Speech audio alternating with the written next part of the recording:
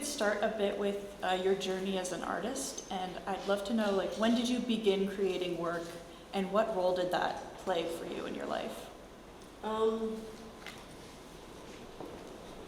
think my first memory of really getting into drawing, I was about 12 years old, and it was obsessively drawing eyes. And then it grew out from the eye to the face, and then eventually to an entire figure over a couple of years, I guess, you know. But what's interesting is it started with a central eye, which I feel is still there in the work. And in fact, I'm wearing a couple here, and it's the eye is consciousness. And seeing and being seen. There is, it's this spark of consciousness, I guess. And at the beginning, I didn't even know, you know, it wasn't art. It was more like, it was doodling. It was doodling and a distraction. So a bit of kind of escaping into different realms and things like that. Yeah. And I'd say much of your work deals with ideas of identity and memory, and also transformation, I think, is a big theme you see throughout these. Could you share a bit about maybe how your life experiences have kind of unfolded on your canvases? Could you keep your voice up? Oh, yes, sorry. A lot of your work deals with identity, memory, and like transformation, and I was wondering if you could share some of your life experiences that have kind of shaped that lens that you have. I think the subjects I'm drawn to that I'm finding elsewhere, like in art history, and you know, I have obsessions about certain types of, you know, say the icon or the is one recognizes oneself in it, and then you realize afterwards why, because in the making of it, one doesn't always recognize what the subject actually is and how it does relate to you. But for example, there have been, like having been pregnant, for example, having gone through IVF, and you know, certain medical things have found their ways into the figures. There's two drawings called Department of Nuclear Medicine, because at one point I did visit that department in the hospital. You know, I was a patient there. So these things will come through into the work. And so the autobiography becomes the narrative. And what's interesting is that over the years, the things I'm drawn to have sort of, they're like precursors. They inform the narratives as well. What we're attracted to, we realize we're already kind of going through it psychologically. You spoke a bit about some of being kind of interested in art history, and I think it's very clear you're a student of art and art history in addition to a practicing artist. I was wondering, could you share what are some of the specific kind of visual languages that you've drawn on or been inspired by?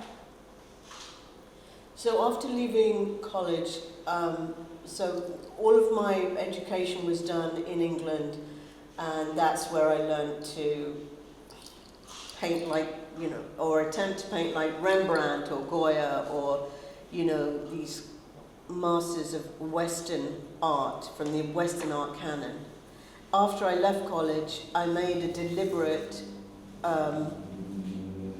turn towards everything that wasn't the Western canon, deliberately looking for a reflection of myself, but also a wider history. What I was very drawn to was early Christian iconography, because I viewed early Christian, and there's this one, for example, is called Celibacy.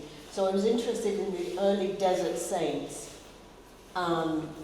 because they were, the deserts were in Egypt, in Syria, and that part of the world. And I thought it was my job to look towards that and to view Christianity as a Middle Eastern religion, which it once was. I mean, where I was born. So my view of art history was widening that Western canon, or including myself in it, because I didn't feel that I was fully part of it. And then the third year of my BA course at Canterbury, I had this really important tutor who was not a painting tutor. He was, art historian, and it was more to do with, writing, which I was terrified of, because I thought, I don't know anything. Don't ask. I just know what I can see. And then I think that's how I built up this, I was worried that art history was more conceptual until I learned to follow my eye and take that seriously. Like I said, what I'm drawn to is the truth of actually what's going on inside you. And that, anyway, art history. So yeah, early Christian iconography. Also, the thing about the icon for me, and what these different periods of art history have taught me, is that the earlier you get, like say medieval, medieval European icons, say, or Russian ones, there's a flatness, there's a simplicity that is absolutely emptied of all meaning except for the central archetype, which is what I have tried to do, so the flattening of the surface as well. Sorry, long answer.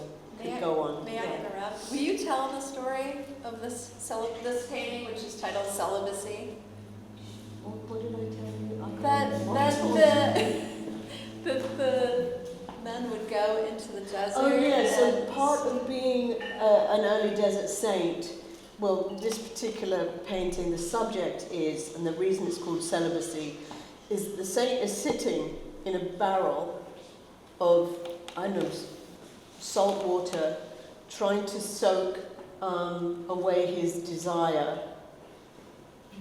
And so there's the ascetics, and I've drawn that parallel to Indian sadhus, who are those holy men who run around with like ash smeared on them, with dreadlocks to the floor, and doing bizarre things like standing on one leg. Well, the early desert saints did the same thing. There was St. Simeon Stylites, he was standing on a pillar for 30 years. And then you start to understand that these early so-called Christian saints were the equivalent of an Indian sadhu who, you can still see in places around Varanasi, and, have these huge yearly meetings. And,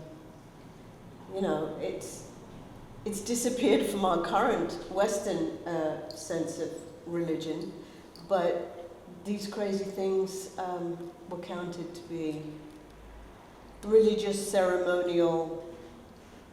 Path to enlightenment. Yes, exactly. Yeah. Sorry. Thinking about how you situate yourself and think about like Western versus kind of Eastern traditions, I'd love if you could share a bit about how Persian Qajar court paintings have influenced you. I think one of maybe the most striking examples for me is the portrait right behind you, and what has drawn you to that style and what makes it stand out to you? So Qajar was a dynasty of kings around 1800s, 1900s in Iran. And at that point, those kings were becoming, they had started to have contact with the West.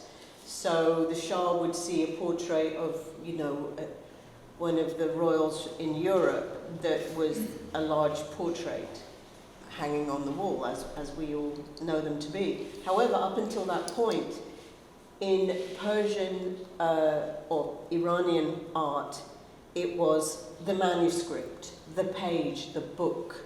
So you were looking down at the thing and it was a miniature. And the way that we see miniatures now in our museums is somebody's ripped it out of a book and put it in a frame and hung it on the wall. However, it was a book. These are pages of a book.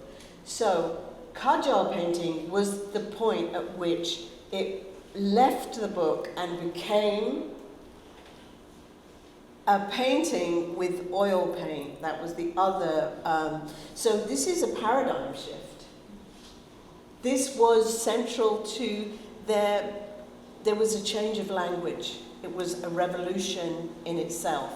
And they thought they were making perspectival paintings, but the flatness of these paintings, when you see them, is so odd. Like, they look like early American painting, like John Brewster, the almost naive paintings of, early America.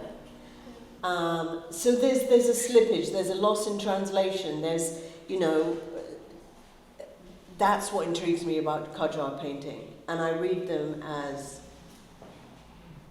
the mutability of translation. And I see myself along those lines in that I was born in a place where maybe I would never have gone to art school, but then I became Western. I was taught how to paint in a Western perspectival way using oil paint.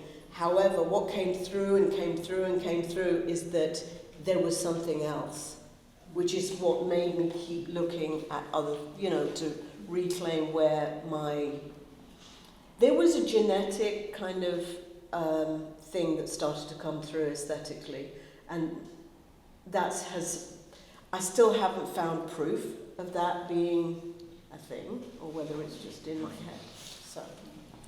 Kind of picking up on that, I think you've said previously that you feel like your identity has been shaped by a place you've never really been. And I think a lot of your scenes here, the settings feel kind of ambiguous or liminal or even imagined. And I was wondering, where do you kind of imagine your scenes taking place? Like, what is the setting for some of this work?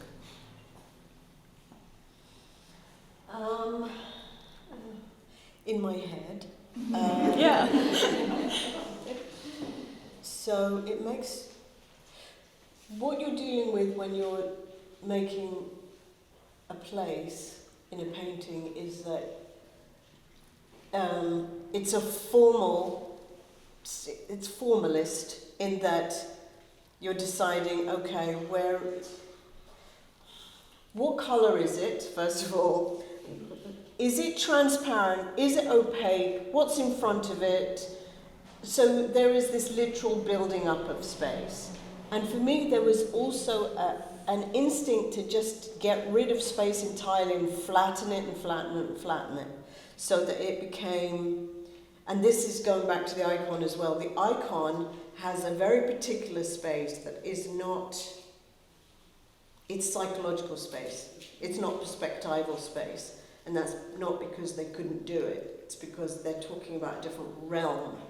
It's about a realm that is everywhere and nowhere, and it's also now and forever.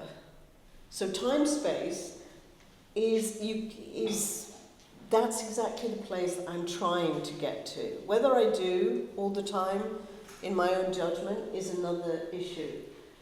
But it's about a psychological space. Was that the question? Yes. Yeah. I think when you were speaking about like building up the settings, one of the things I admire so much about your work is the way you build up the surface, the canvas, and just the textures that are involved in your pieces. So I'd love to ask, what does kind of your process look like when you're creating these pieces with so many layers, and like what's your technical and formal approach? Well, the techniques are varied according to the scale. So some of these smaller ones, like the two over here, the blue, that's collage and acrylic and gouache. And so I am sitting like, this is the equivalent of the miniature, the book, the page. And then others are, sitting on my easel or hung on the wall and painted like this. And then with this scale, these days, new things this scale, I will start with an overhead projector drawing. So I am mapping a composition. Instead of a collage, I'm using virtual collage, so that it's like I can draw an outline of 3 figures, say, and then the next day reduce that to 2 or add more. And there's an initial flexibility in the process, which there has to be, and the ability to wipe it out entirely. So these days I'm painting on panel with 7 layers of gesso, so that at any point I could sand it back to white. And so, yeah, the process varies. Also, I don't ever work on, I'm always working on at least 10 different things. Because I find I hit a wall pretty quickly with just one. It's just like trying to do a crossword puzzle. I have to forget about something that isn't working, and sometimes I'll put it in a drawer and hide it away for a long time. The longest time it's taken me to make a painting is 10 years, and that's because it was hidden for some of that time. But it's still there, and it's also, A can help C, and then suddenly you'll see something in D that you should have done in B, and they're all helping each other. Plus, I make sculpture and large-scale charcoal drawings. So everything's informing each other, and there's no possibility of getting bored or hitting like a cul-de-sac of, with any one of them. Hearing that your paintings your work speaks to you, and you kind of come back and revisit it and maybe look at it with different eyes later, I was wondering, you've been exhibited and collected around the world. You've grown up in the United Kingdom, live in the US. Have you noticed your work changes for you based on where it's experienced in the world?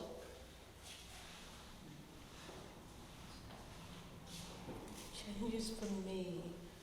Where is it? Well, yeah. There's also, is it in a gallery, an art fair, somebody's house? That will change it too. And as we were talking the other day about Maine, and it's like, how is it? Say this show was in New York. It's like, well, it would be ignored. Because there's so many shows in New York. So, somewhere like this gives me more of, the ability for people to actually see it, spend time with it. But specifically with this show, tell them a little bit about how the timeline ended up being this way, or the fact that some of the work is older and some is newer, and then because you're seeing it together for the first time yesterday with paintings you painted 25 years ago and paintings you painted a month ago. Yeah, so Liz is an adventurous character who went and rescued some of my works, like this one and that one, that I haven't seen for at least 15 years. They were stored in a barn at, my ex-mother-in-law's I didn't want to have anything to do with trying to get them back, and she was brave enough to take that on. And I was like, are you sure? It was fine. Yeah. She was very small, the mother-in-law.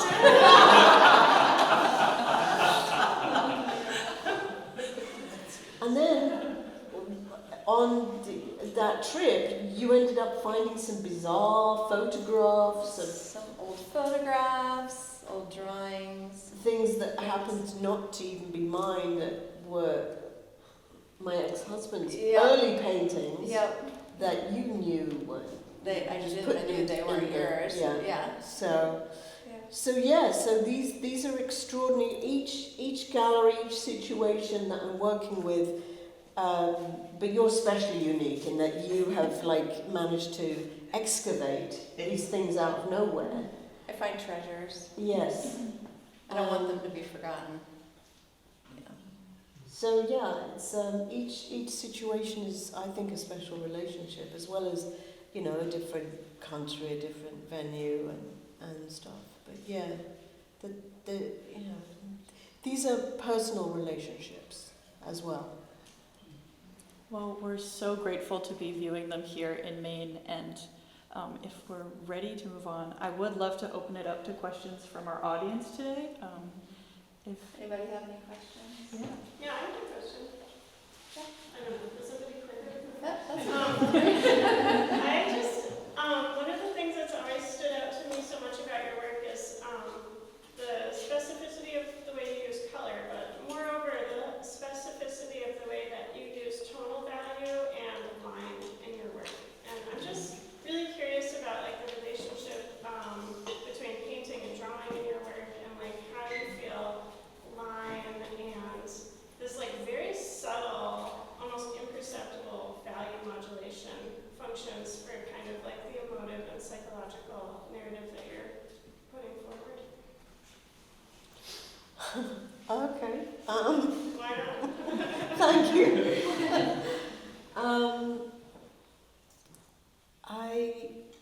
Can you just nutshell that for Yeah, me? I'll nutshell it. I love the way you use line, and I love the way your value structure is so compressed. Like there's not powerful differences between light and dark in this work, and to me that seems like narratively connected to the storytelling, but I'm not really sure how or why, so I'm curious to know your perspective on that. Well, you know, this delineation between drawing and painting, Yeah. that fades. You know, it's not that line is drawn when you're being taught to do something, right? And after a while, it's like everything it's just the making of something, whether it's 2D or 3D, in fact, because I make sculpture too. Right. And it's and then, you know, in collage I'm beginning to quote, so it's not, and it's okay if I haven't drawn the thing that I'm collaging on, that's okay too. That's not cheating. Right. That's interesting. Yeah, there's borrowing and then there's quoting, which I'm doing, you know, just putting my foot down and doing that. So claiming everything. And you see, for a couple of years I was doing very deliberately black and white, the large charcoal drawings, and when I went back, well, it was like a year and a half, whatever, and then I went back to colour and I realised it really made that more so, or more subtle, or there's, you know, it's like tying one of your hands behind your back. You know, colour is extremely powerful. Colour has meaning. There's a colour blue that is all about the Virgin Mary, and that's a whole chapter of art history, just a colour. And so, yeah, these choices are not arbitrary. They're emotive. They're not necessarily literary, like I can't explain the colour, but I know the feeling is correct. It's a bit like cooking. You know it needs more salt and less whatever, you know, you just start to get a sense of. And then what was extraordinary is the difference of 25 years between these two and realizing my palette is the same. Right. Yeah, that's really fascinating. Yeah. I'm going to build on that and we talked a little bit yesterday about pattern and formal decisions on structure and how pattern and the formal structure, maybe it serves as two roles in certain pieces. Is there anything you might point out to the audience about this one regarding patterns, symbols, and also just a formal structure to the painting, perhaps? I wasn't sure at the time what I was thinking, but now what I can see is that there are three definite sections, blocks, and the figures almost cross all of them. And then they're sitting on another dimensional thing. And then I remember saying to you yesterday about the figs start to read as pattern of architecture within the thing. So you imagine these two figs and then you imagine two over here. But then again, suddenly the pattern becomes an object in his hand. So I like to play with pattern becomes object. I mean, in other paintings, maybe, and drawings that are not here, the pattern in the skirt starts to escape and become something else, but it's the same pattern. So there's a conversation between, you know, or it's a play of formalism and what that is, you know. It's like, because that's what I look at when I look at paintings. My eye is excavating on that level, is, you know, as well as looking at the paint and seeing what goes first, what goes second. And then I'm seeing underneath here, because I was just beginning to do this here, and it later becomes more condensed in other things. The transparency underneath the solid colour, which now holds it back down. I can't remember the question, but yeah, so Just pattern pattern and structure and then, you know, or flatness and the depth. thing about Qajar painting is, instead of perspective, what they did was there's this pattern, and then there's this cushion is on top of it. It is not in front, it's in front of it, but it doesn't have to lie back that way. It can all be this, which is the icon, but it's also people like Cézanne. Cézanne wanted to see the truth of the thing that he was painting, which was there. It was not there. So it's about the plane. Yeah. Do you live with your work in your living space? And if you do you tend to live with old, new, mix, change it up? And by the way, your work is very moving and touching, and so is your addressing of it and this entire story. Thank you. Yeah, thank you. There was a piece that I was living with, which was large, and recently it went, and I realised I was taking it for granted. And I miss it. Yeah. I miss it. And I realised that the things I choose to live with are old ones. They are not new, because then my eye is all like trying to ask it questions still. So I have to finish something by about at least a year, 2 years before I can have it in my living space. Because otherwise it's current and it's like babysitting something. And the one I have by my bed is this big. It's oil on board, and I have one or two that I will never sell. I love that answer. Yeah. Somebody else had a question. Yeah. Okay. Oh, Anne, hi.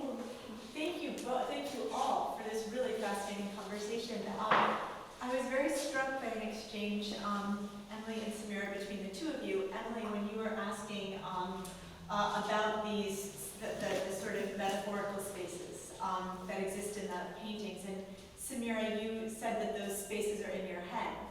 And as you said that, I started looking at the canvases and realizing that actually heads and faces are very prominent in your work. And your comment just made that stand out to me. And I wondered if you might speak a little bit about the role and prominence of heads and faces. It's very clear in the piece that has recently rejoined you from Iran, but I noticed that it's also present in more recent canvases, and I'm just curious about whether that's a deliberate emphasis on your part, whether you make anything about that, perhaps nod to the imagination, nod to cognition, nod to perception. So I was just curious to ask you about that. That's a very good question. So as you were asking the question, I was observing you. Mhm. What I could see was this, Mhm. your face and your hands. Mhm. And the way that we receive information about people. We don't necessarily take in, I mean, some people look at people's shoes. I do not. But there's an immediacy about the human being, and what hands do are incredibly, obviously important, and expressive. I mean, this is direct communication. Even if you put the sound down, there's a sense of like what's going on. And I just enjoy doing, first of all, for years I avoided hands, because they were so hard. And so I've got better at painting them. But it's extraordinary to me how little you need of the figure to indicate its entirety. The traces, you know, it's the mind fills in the rest. You know, because you can have head, face, and then pattern. You know. You know where it is. Yeah. That makes me think in the title, though, dialogical, the idea of dialogical. I asked you yesterday about the meaning of that word. And it does refer to all the faces and notes. Does it? Well, I thought it did. There was the idea of a monologue Oh, versus yeah, a dialogue. Yeah, And they're dialogical because it's not just, there's not just one voice in there. that's right. It's a chorus, which, yeah, we haven't even touched on Jung, but, you know, the idea of a central self and the self with a big S is a very Jungian concept. Is there anything here that's multi-headed? Wow. Yes, there are some on Okay, thank Yeah. goodness. 'Cause Yes, it yes. wouldn't be complete without that. The multi-headed aspect is something I found initially in Hinduism, and I was really pleased to find it in an Islamic manuscript. And this idea of multiplicity and the way that we think we're individuals, but we're in fact a chorus. And that is a very popular idea in contemporary psychology, psychiatry. And that it's nothing to do with having a multiple personality disorder at all, but to bring that chorus in and to incorporate it and to understand that you are, you're a team. Yeah. And that this idea of the dialogical, it's also the inside-outside Okay. that has to compromise in order to make a life and to make sense of a life. Right. Yeah, to piggyback off Anne's question, obviously you have so many faces in all these works, and as anyone who's ever drawn a face has known, like just the slightest tweak of a face changes the entire expression. And I was curious if you're letting those kind of just happen and working with the expression you get, or if there's a strong desire or intent with each face. Yes, well, that can determine the whole narrative. It can twist it at the last minute, or it can start with that. But my hope going forward is to almost have an empty, like, expressionless.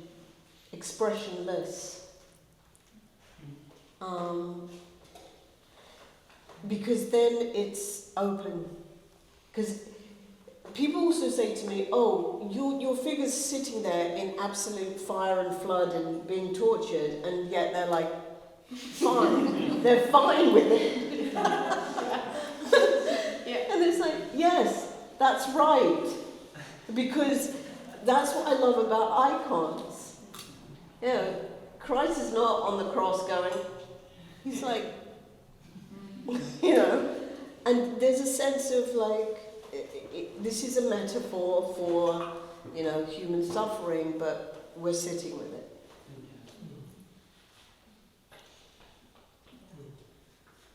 You actually just answered my question, because I had noticed a lot of continuity here, and I was just curious about the future, like what's been calling to you, but it sounds like you just answered that stuff with having a blank face.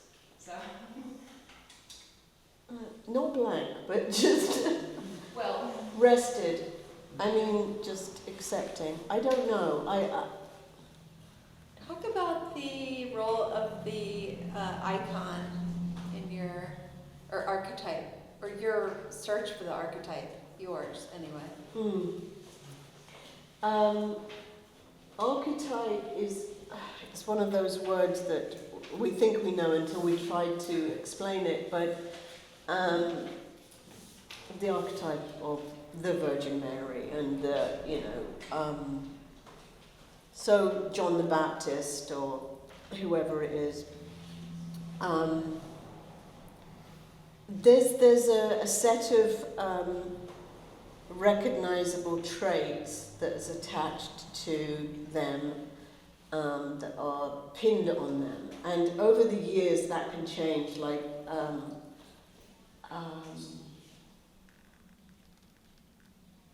I don't know. Sorry. That's okay. Yeah. That's okay. Yes. Yeah. So, I have a question about, do you start each piece based on something like you described with this painting here?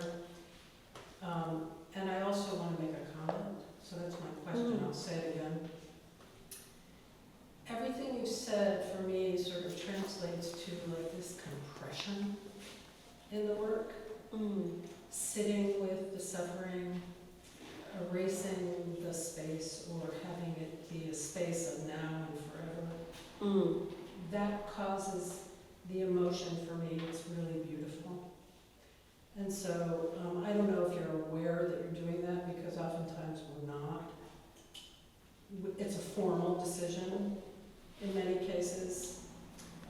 So that's really my comment, but I'm curious to know, and you can certainly say something about that. Do you start with,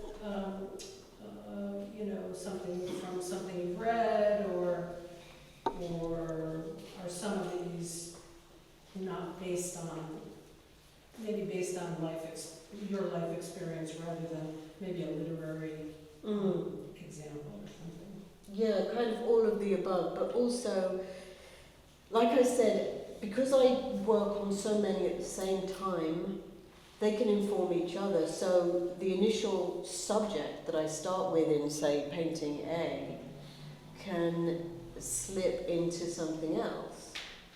And whether that's about that character or the formal choices made. Or I can just, like with that set of works, for example, I can say, well, I'm going to do 4 paintings, same palette. The scale of the figure is going to be the same as the second moon paintings. So some of them are very deliberately a subject that will relate or be iterations of each other. Like, I'll try, something, but to really know what I'm doing in this one, I have to do at least another one. So that's how, when a set of things carries the subject, it's usually, those, you said the formal decisions. And but I'm curious what you meant by compression. These have air and they don't, and they have volume and they're flat, and they are a place and they're not. And they're archetype and they're inside and outside. Yes. And the archetype is many, and that's compressed into maybe one body. And the metaphysics of the body, all the things I've read in your statement, I feel that causes the emotional quality for me. Which is, what's the emotional quality? Yeah. Maybe we should take a survey. They range. For me, this is a lighter, there's something a little bit lighter for me. That one is a lot heavier. That's right. The candle on there. Oh, yeah. And that one is more fraught with the action, the movement of the water. So they range. They're very serious to me. Oh, they're serious to me too. Yes. I want to be liked. It doesn't always. You and Dostoevsky want to jump in.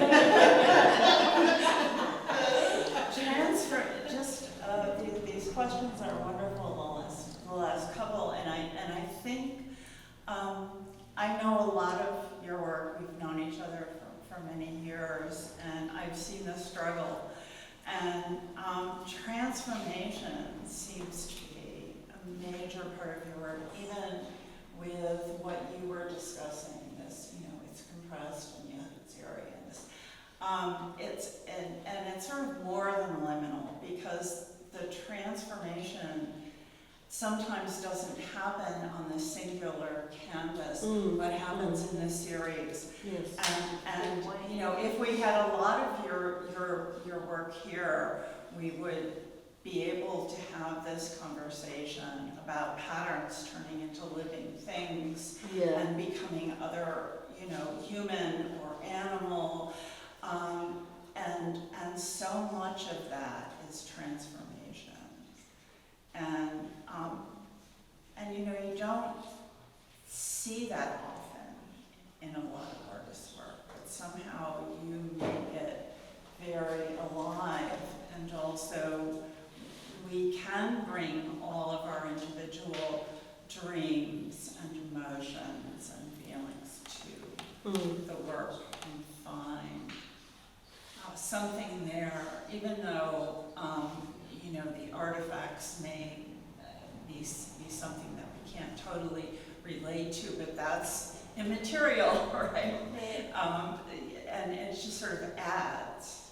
I don't know, but No, this transformational stuff big is theme. really important, because that transcends subject matter.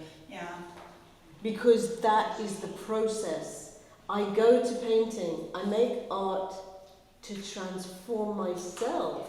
This is evidence of it. That's all it is byproduct of transformation. And we all have this. We all have that understanding that we're not the same person we were 5 months ago, let alone 10 years ago.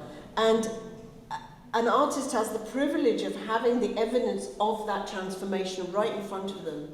And that is extraordinary. This is why, for me to walk in yesterday and see the difference of 25 years between that object and this object, it's like, oh my God, I haven't changed a bit.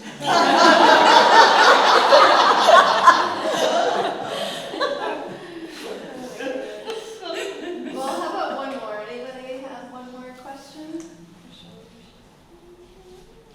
Emily, do you? No? Okay. Do you, Samira, have a question for us? Cody. Cody? Yeah, one more.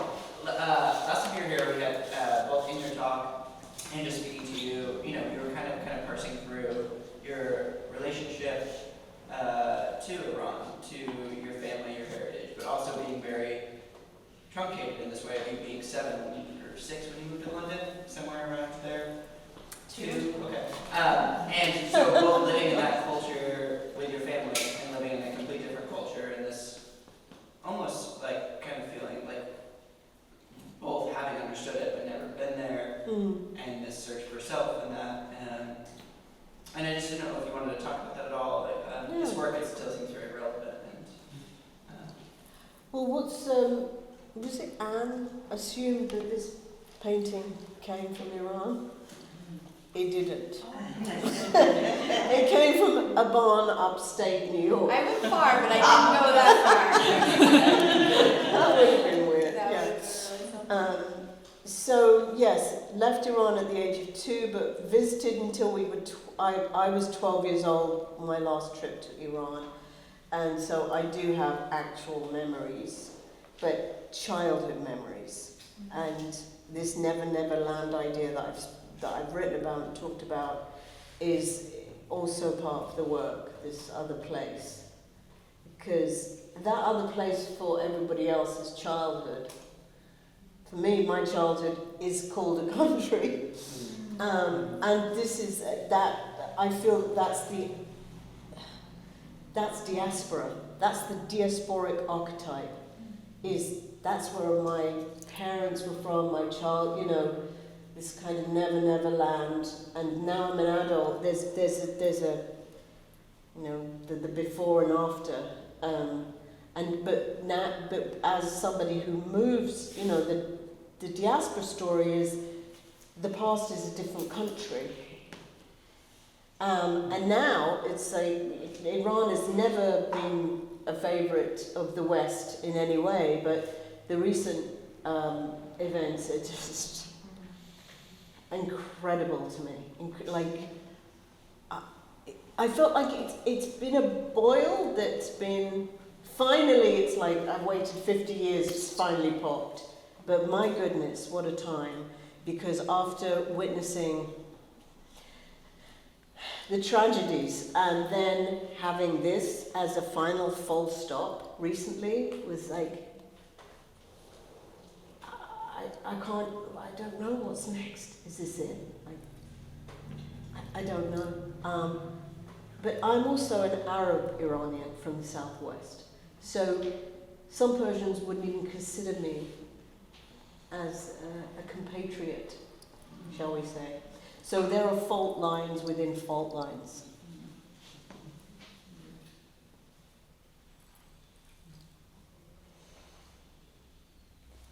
All right, well, thank you. Thank you, Samira.